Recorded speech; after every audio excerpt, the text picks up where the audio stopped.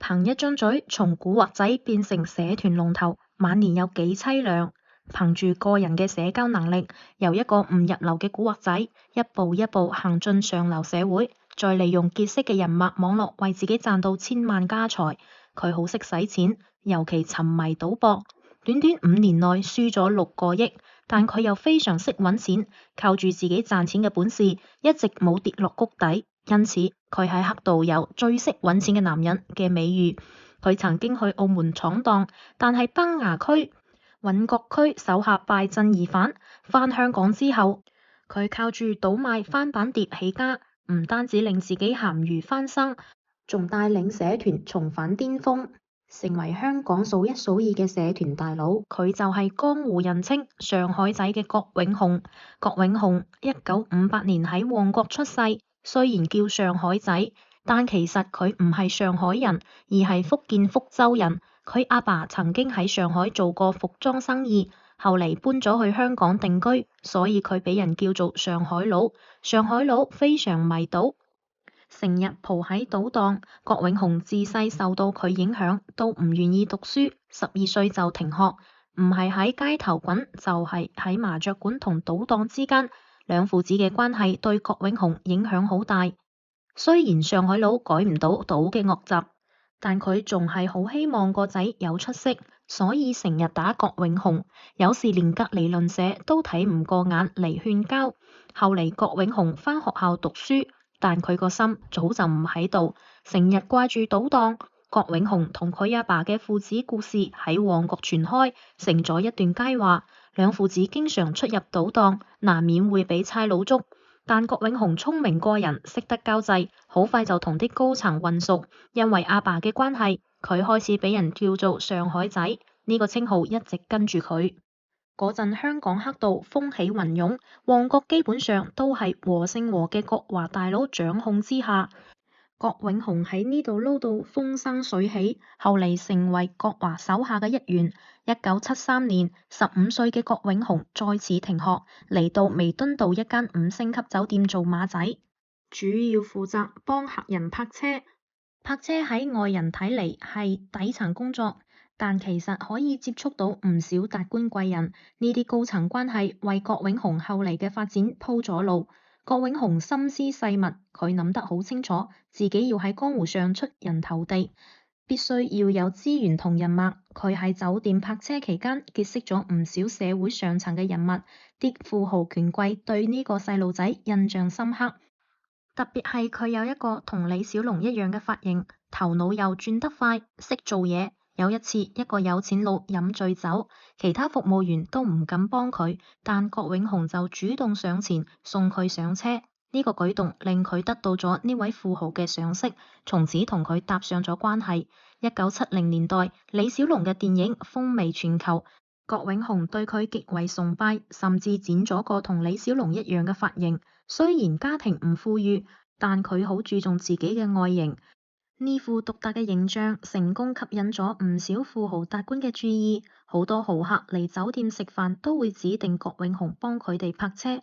靠住呢啲關係，郭永雄逐漸攀上高枝，喺江湖上建立自己嘅人脈同地位。再開始，郭永雄靠做黃牛起家，逐漸喺社團內建立自己嘅地位。佢利用自己喺上流社會結識嘅人脈，揾到唔少賺錢機會。佢知道靠硬打硬拼係冇前途嘅，要靠腦賺錢先可以穩定發展。於是乎，郭永雄開始接觸啲比較高端嘅生意，例如黃牛票同高利貸。利用人脈優勢，佢逐漸建立咗自己嘅小團隊，開始喺社團內有咗話事權。1980年代，香港社團之間嘅爭鬥越嚟越激烈，郭永雄意識到，要喺呢個江湖中穩住地位，必須有更強大嘅靠山。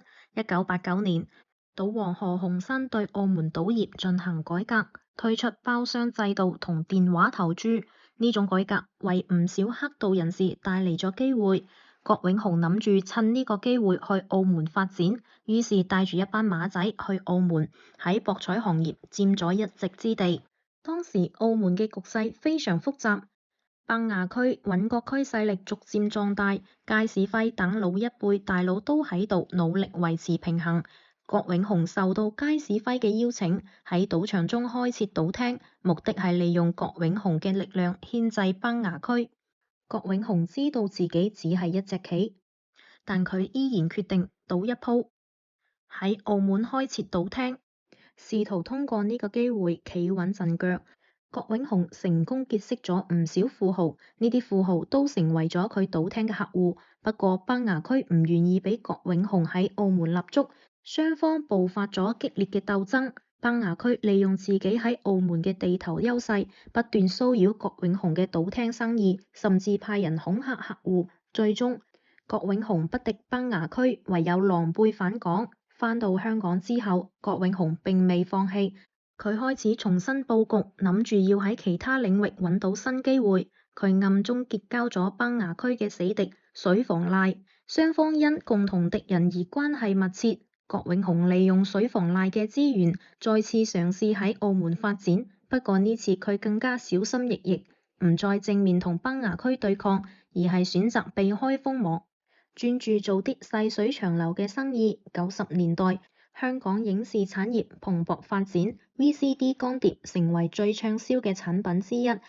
但正版碟價格昂貴，並唔係每個人都負擔得起。郭永雄瞄準呢個商機，開始大量生產翻版碟。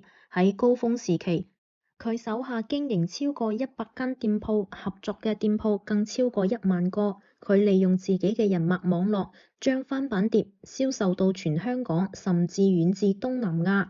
靠住翻版碟嘅生意，郭永雄唔單止為自己賺到盆滿缽滿，仲帶領和勝和社團重返巔峰。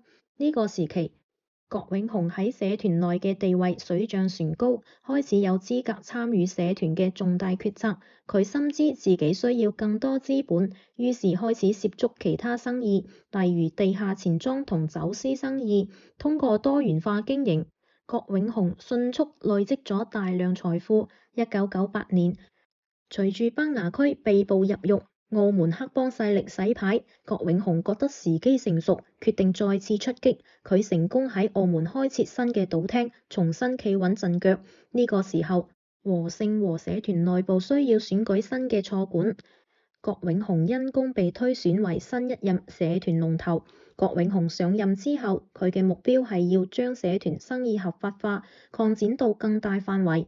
佢開始投資地產、物流、夜總會，甚至參與到金融市場中。佢想將和勝和打造成一個既有面子又有裏子嘅組織，唔再單靠黑幫生意，而係要向合法化轉型。郭永雄大刀闊斧咁進行改革，佢利用自己喺上流社會結識嘅人脈，揾到唔少商業合作機會。佢知道喺香港呢個地方，合法生意可以帶嚟更加穩定嘅收入，亦可以令社團有更好嘅公眾形象。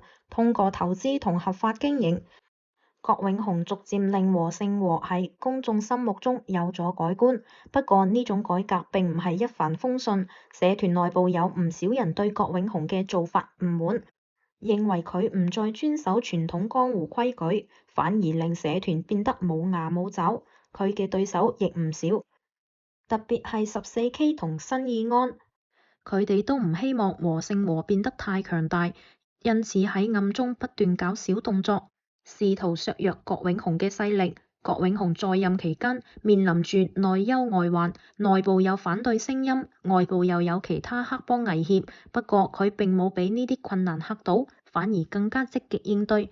佢一方面安撫內部反對派，俾啲老前輩更多利益；另一方面，佢加強自己嘅安全保衛工作，確保自己唔會俾對手暗算。2000年初，郭永雄開始向內地發展，佢認為內地市場係未來嘅發展重點。佢同內地啲有勢力嘅商人建立合作關係，通過投資地產、旅遊度假村等項目，進一步擴大自己嘅商業版圖。郭永雄嘅眼光非常獨到，佢知道內地經濟開始起飛，而自己正好可以利用呢個機會大展拳腳。不過郭永雄始終改唔到自己沉迷賭博嘅惡習，喺佢全力發展內地生意嘅同時，佢嘅個人生活變得越嚟越混亂。佢繼續沉迷喺賭桌上，甚至不惜動用社團資金去賭博。2012年，郭永雄嘅賭廳帳面虧損高達10個億，引起咗社團內部股東嘅強烈不滿。原本盈利嘅生意因為郭永雄嘅賭博變得入不敷出，唔少股東對佢徹底失去咗信心。後嚟，郭永雄喺半島酒店飲茶嘅時候，受到蒙面大漢襲擊。佢受傷之後被迫遠走他鄉，開始流亡海外嘅生活。雖然郭永雄流亡海外，但佢心入面一直掛住香港。佢喺一次採訪中講：我生喺香港，將來亦會返去香港。佢嘅江湖生涯充滿傳奇，但最終都係難逃江湖嘅宿命。英雄遲暮，往往都係淒涼收場。晚年嘅郭永雄生活相當艱難，喺海外流亡期間，佢不斷嘗試東山再起，但始終未能夠成功。佢曾經嘗試喺加拿大投資餐飲生意，但因為管理不善而最終失敗。佢身邊嘅馬仔一個個離開，佢再冇咗當年呼風喚雨嘅威風。郭永雄最終客死異鄉，喺阿姆斯特丹一間廉價公寓入面悄然離世。佢曾經風光一時，成為和姓和嘅龍頭，但最終竟然落得如此下場，真係令人唏噓。佢嘅故事係香港江湖嘅一個縮影，充滿咗傳奇、野心、奮鬥嘅色彩，但亦都有背叛、失敗同遺憾。